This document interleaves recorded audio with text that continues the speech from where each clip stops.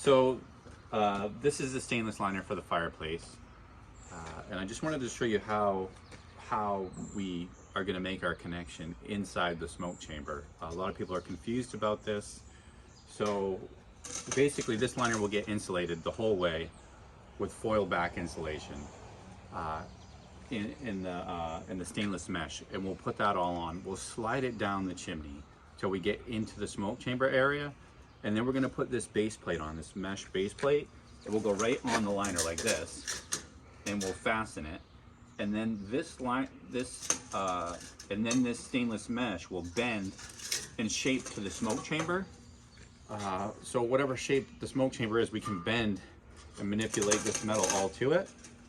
And then we're going to parge the whole smoke chamber and the bottom of this in some kind of smooth funneling fashion with this Prior Fire Formula 51 smoke chamber mix. How do you guys think you did on your repointing here? Not good enough if we're covering it up. No, that'd be good. I think Peyton did a 10 out of 10 and I only did a 3 out of 10. Oh, come on. It's actually not bad considering how horrible this block work is. Yeah, we learned from the best. It looks like a child laid this stuff. Like, I don't even know how you could have blocks lipping like this ever. Take a look at these joints over here, how thick fat they are. They're fat everywhere. They're 1.5 inches wide over here. On that side? Yeah. Oh, yeah. All right, well, we're just gonna stucco this whole thing up anyway. Let's get to it.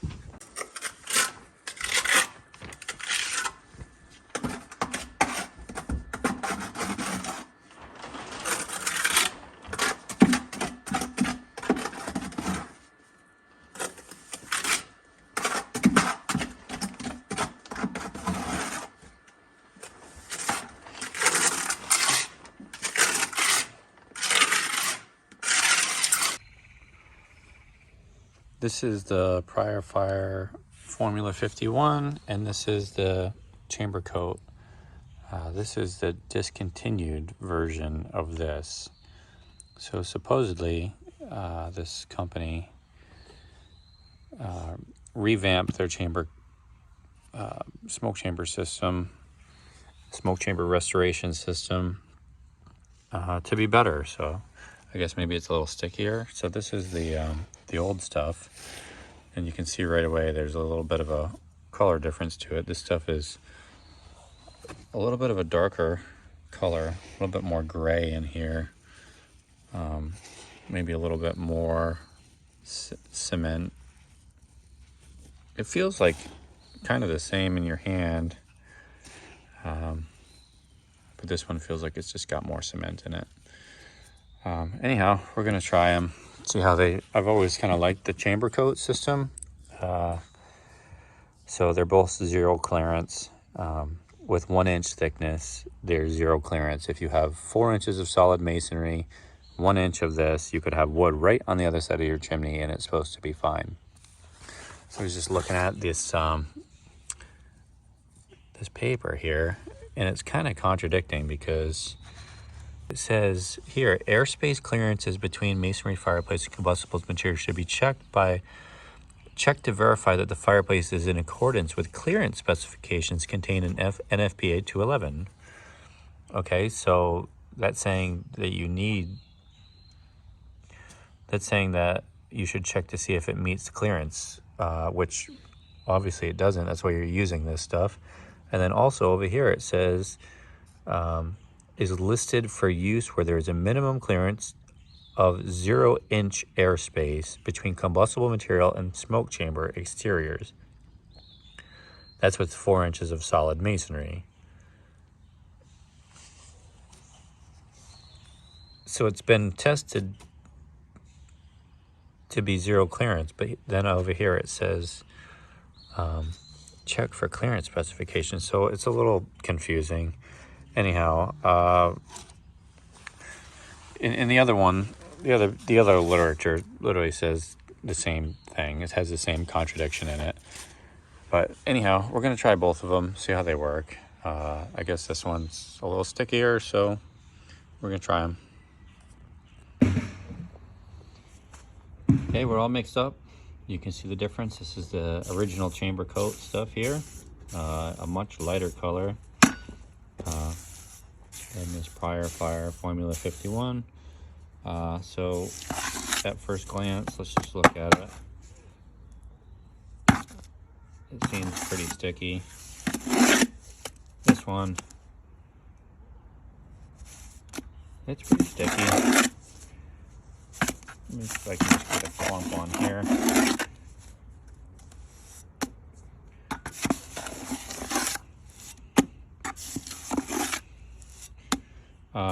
This one on the left feels much more like aerated. This one feels much denser. Like it's almost like more like a traditional mortar kind of feel than this stuff feels like really kind of light. They kind of mix up the same, like where you add a lot of water. It's kind of like if you ever mix anything with perlite, you have to just keep adding water and keep adding water, like more water than you think. And they probably both have a lot of perlite in them. The feel, that's really sticky. And this isn't as sticky, and it's very lightweight kind of feel. This one feels like it actually would be a lot better for parging, just because I don't know, it would ball up easier. There's more resistance. That one you would want to do work with your hand with that one. This one would want to be falling apart everywhere.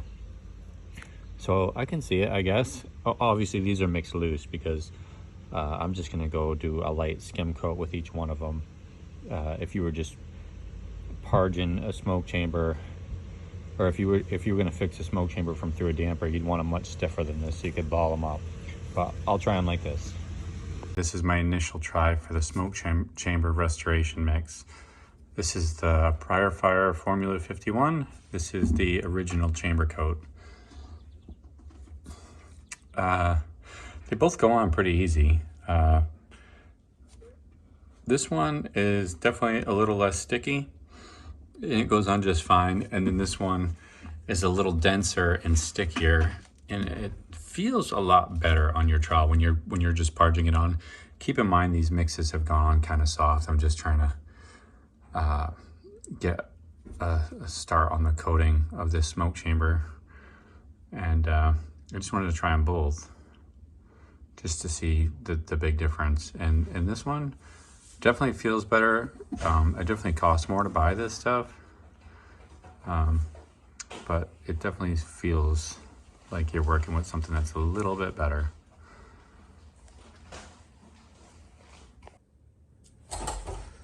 So I got to jump on my smoke chamber parging. There's a lot of building up to do, so especially around the base, I just wanted to, before I install the liner, give that some time to set up, so when I parge it the next time, it'll make it easier. So I figured out what I was going to do with this damper. I had to just mud it in the top with the lime putty mortar, and you know, it would hold, but until it heats up, and then it would want to move. So I parged around this with the smoke chamber mix, and I did that instead of regular mortar because regular mortar is just too strong. And I went right up around the whole edge of it.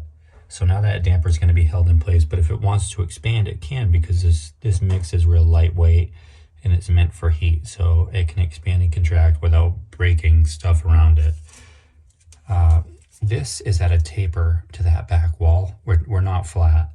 It pitches a couple inches probably to that spot from the high spot here. The camera probably won't pick it up, but it does that all the way around.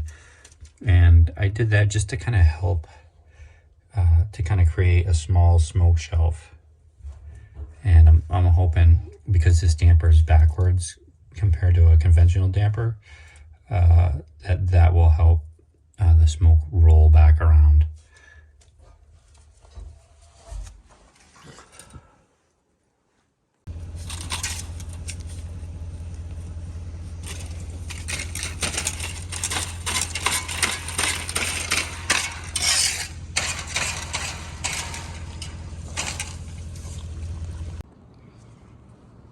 we're getting set up on top. It's the first nice day in a while, so we're gonna get out and build this chimney. Got some lime putty mortar mixed up. Everything just set up to start laying brick, keep this roof clean while we're up here. Just have to get back, and there's not much of a crawl space in there, but I have to get back in there and parge the back of that block with some fast setting mortar just to they did such a rough job with it coming through. I'm just parging everything I can just to try to make it a little better. And of course I got to fill up these holes with mortar. I know that they're cored the rest of the way down, but I'll just fill these ones up that I can get, and the rest will have to be good.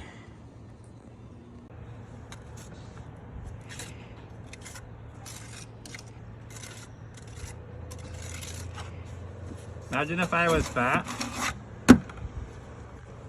That'd suck. Huh? That'd suck. This is why you hire a skinny bricklayer, dude. The fat dude can't go in here. Hey. What? Did you send me that down or no? Couple seconds. Yeah?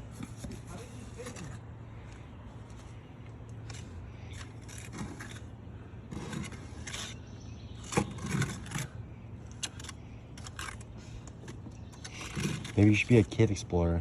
Huh? Maybe you should explore caves.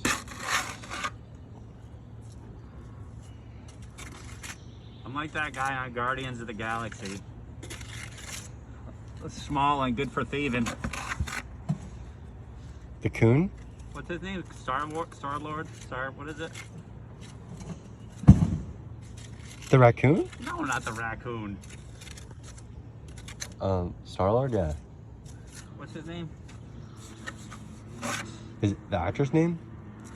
No, in the movie. Phil? Huh? Phil? Dude, what? Oh. Oh my god. How do we not know this?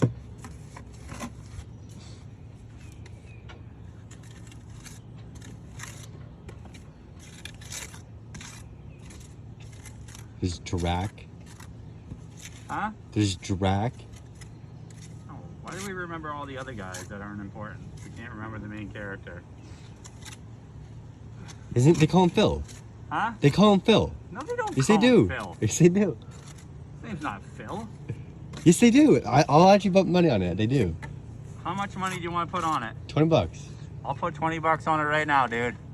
You Right. just lost $20. The dude is Star-Lord. Who do they call Phil? Phil? What are you talking about? They call someone Phil. There's probably nobody in that movie named Phil.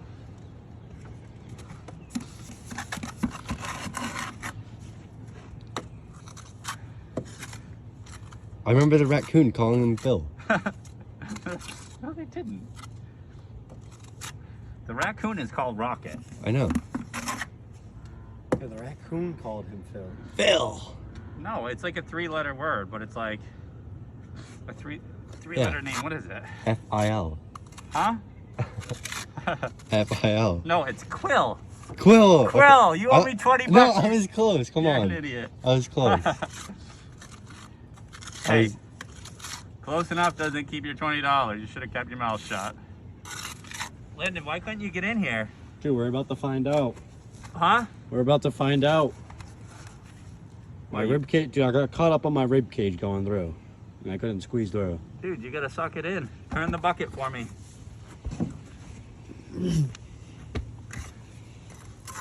We're gonna use this string to measure. Put the bottom up more so I can get it. Oh my god, dude. Why is this? The mud's so hard. Already? Yeah. How's that even possible? Because it's rapid set. I need it, like, you need to put some water in here and get it mixed up with just a trowel or something. It's gonna lock up on me. I can't even hardly spread it now.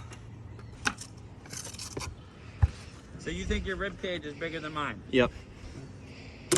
Really? Dude, I pushed with my legs to try to get through. Maybe it's just your level of commitment to the job. Nope. I literally tried to squeeze through there and I just could not. I got up almost through and then my rib cage caught up. Holy smokes. Come on, mix that stuff before we lose it.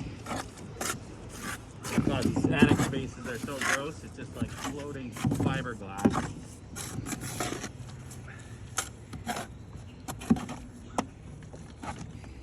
Well, I'm glad we got it first thing in the morning before it got hot, though. That's why you didn't come in here, because it was too hot yesterday. Dude, it wasn't was also really hot yesterday. Yeah, you got to be careful, because these attics get hot quick. It's probably like 140 up here yesterday. I just made that number up, but it sounds like a lot. Hurry up, let's go. You ain't even moving that trowel fast enough. Oh my God, what is this? I can't even, you gotta angle it up, I can reach it.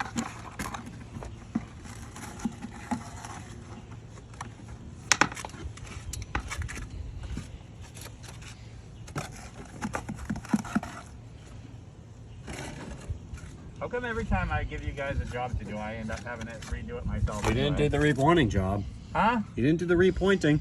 I don't know what you want me to do. I couldn't squeeze through. I did it to the best of my ability. I looked in there with my head, peeking through the hole, and it looked fine. I couldn't see those sides. I just had to go by feel. You're not good with your hands in the dark yet. Got a lot to learn, grasshopper.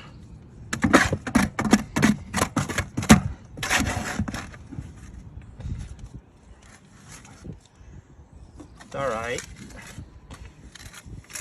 Probably when I was 20 years old, I didn't know what the hell I was doing either. Well, there's a reason I couldn't fit in there, so. Why? I couldn't get it around my nuts, dude. They're just too big. Oh my God. You don't want to hurt his legs. Dude, I went in feet first. You got the elephantitis. Is anyone who's an excuse is me. My chest is too big. What's too big? My chest. Your chest, dude. You're like the skinniest out of all of us. What are you talking about? That is true. Like a What? string bean. Dude, What? your BMI is literally like nothing. All right, take it out. She's Where's done. What is B? Take the light.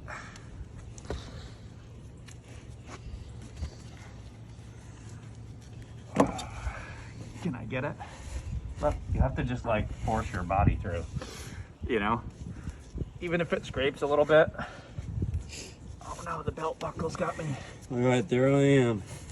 This is how wide I got. My belt buckles getting caught. And straighten out. Straighten out. Oh, look at that. You just fricked up your parking job too. All coming No, out. I didn't. See, this is where I came around. Let's see. I'm pinching it. What? See who's wider. Dude, this is the...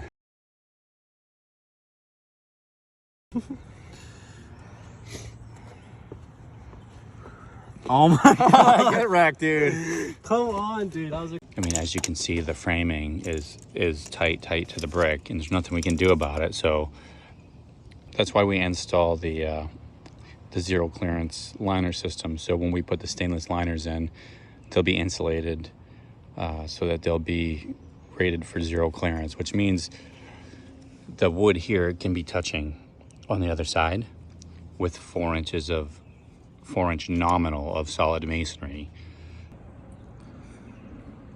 Here we are, bringing the chimney up.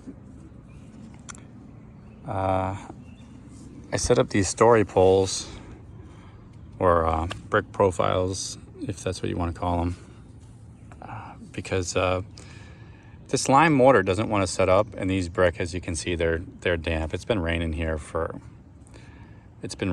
weeks, and we tried to cover them up, but they never really got a chance to dry before we covered them, and some of them did get wet. So these story poles will really help to hold everything together. Plus, you know, they're nice and plumb going up.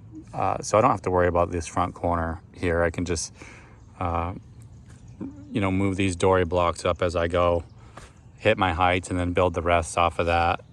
Obviously, I won't have any in the back because, you know, by the time I could put them on, I'd be over the peak anyway. So I just have to be delicate on the back, and things will go fine. You just have to be careful with this stuff, because the more you touch it, the more the motor joints will start bubbling out or making a mess. You can see it's not the cleanest right now on a day where things are damp. The sun is shining, but you can see that this first brick I popped out, and that's holding my profile. So I'll be able to cut that first brick right off afterwards. It's the same thing on that side. My demo saw will be able to cleave that right off. I'm not doing the flashing here.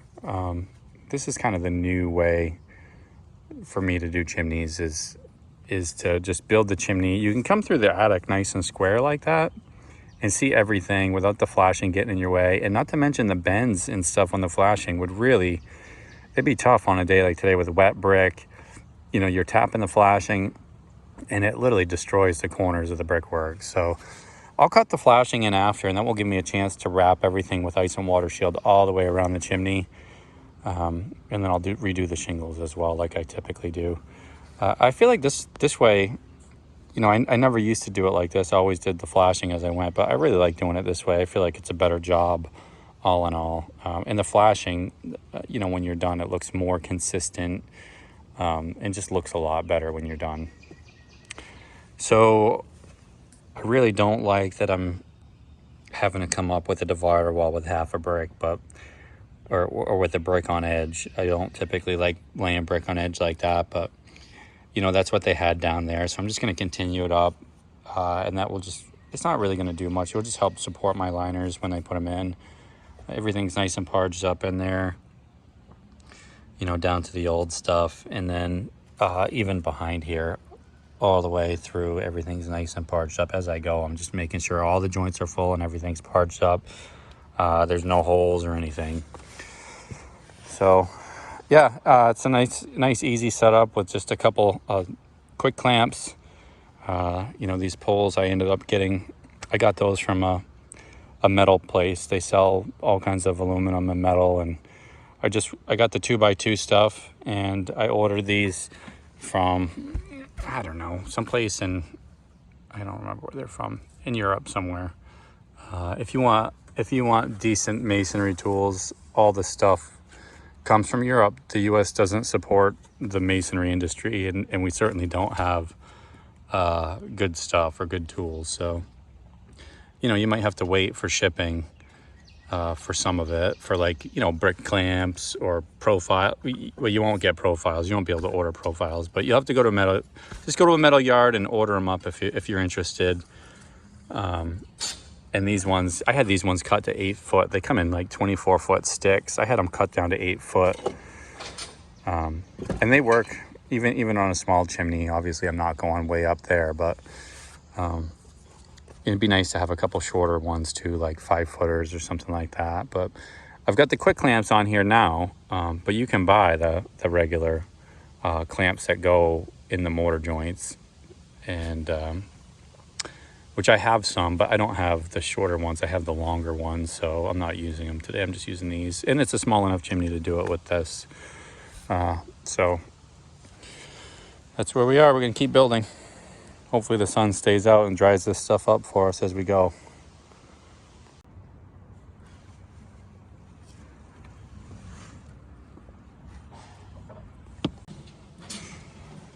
I'm getting up near the total height of the chimney. I've got 3 more courses to do, so I'm just going to do my crown now. And I'm just going to do something simple. I'm going to step out. I'm just going to corbel out 3 courses all the way around. Just got my profiles down. And one of the nice things about this lime mortar is you can if you look at it, I mean, I can still joint that no problem. It's not all set up. Gray mud would be it'd be so locked up right now. You wouldn't be doing anything with it down here. And also, like, you know, this brick is really aggressive. There are some like wicked lips. It is harder for me to work with this stuff. compared to uniform brick. You know, the uniform brick, my eye is just adjusted for them and I can lay them really easy. But these ones I got to kind of think about because there's just lips and like C-shaped brick, and I know that's the look, but laying tight joints with these brick are kind of tough. Well, some of them are tight, some of them end up being, you know, more a little bigger. Like, geez, that one's probably 3/8 joint, just, you know, because the brick on the end is skinny. But the nice part is when you see a brick that's, you know, out a little bit because everything's lipping, and if you see something that you don't like, you can just tap it back in or out or whatever if it's not laying flat, because this chimney's not flat. When I lay brick, usually it's pretty flat, but this one's not flat, and that's just the old look to it because it's the old brick. And so when I'm jointing, I'll find a brick that I don't like, you know, like this one. It just seems like, I know it's a weird shaped brick and it's got an angle to the face, but if I want to tap it back in before I join it up, I can tap it. And this the lime mortar is just so elastic. It's really cool when you lay it, because, you know, if you lay this brick with a little too tight of a head joint and you want to stretch it to the edge, man, that lime mortar kind of just stretches with it. It doesn't want to separate like the gray mud. It doesn't want to break the bond. It wants to kind of just stretch with it. It's almost like elastic. I actually, you know, I really enjoy working with this stuff. It just seems so much nicer to work with than the gray mortar. You know, you got to take certain precautions, and you don't want to be doing this with wet brick like I was. It's a little bit of a struggle. But all in all, it's really good mortar.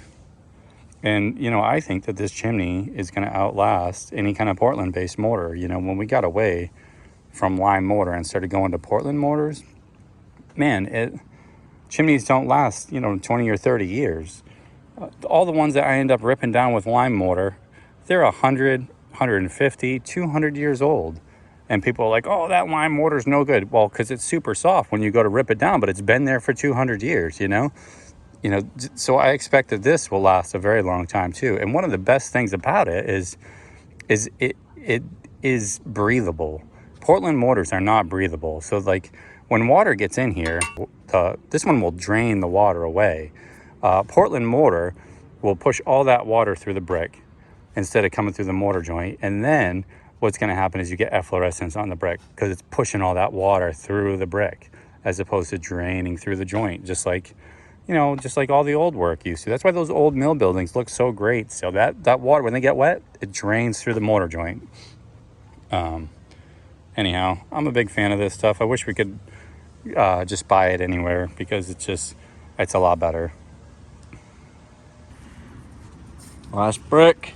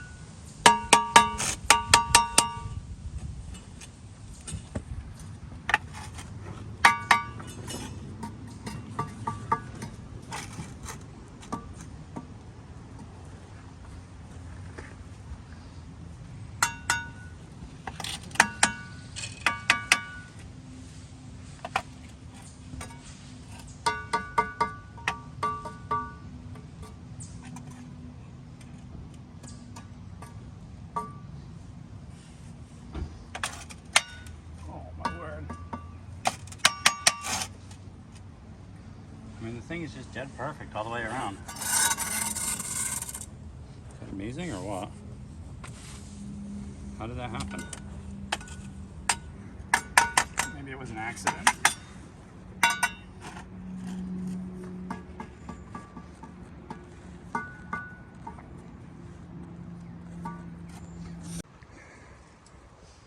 There she is, end of the day. Just did the 3 out at the top. Got it all jointed up roughly. So the joint work is, we're going for is kind of like, we want it rough, but we want to expose the edge of the brick the whole way, you know? Instead of like smoothing it over and making it look real big. But you can see, like, if you just take your finger like that, it beads off really easy. And we're just exposing the edge of the brick, and we're making it kind of look rough and weathered. Yeah, so we have some spatter and stuff. We'll clean all this off tomorrow. Tomorrow we have the fireplace liner. It's going down, and then after that, if we do good, we can do the wood stove liner. This one goes to the basement. And then we can work on the crown wash and stuff. Oh, we got a flash too, so flashing too. Yep, so right now we're working on getting out of here, but that's what it looks like end of the day.